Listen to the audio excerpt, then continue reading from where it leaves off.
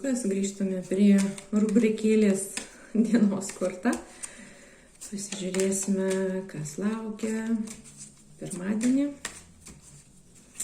Rytoj, lapkričio 4 dieną.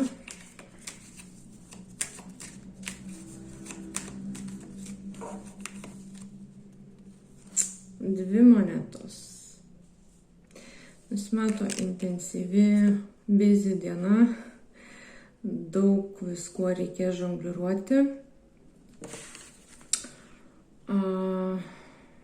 Šiek tiek reikės išlaikyti balansą tarp užgriuvusių